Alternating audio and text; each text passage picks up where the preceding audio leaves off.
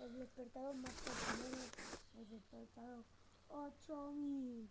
Aquí lo tenemos. Del Real Madrid, del Barcelona, de todos los equipos. Para pagarlo, das golpes hasta romperlo. Solo por 50 millones 900 euros. Es el más porculero. Nunca te fíes del despertador.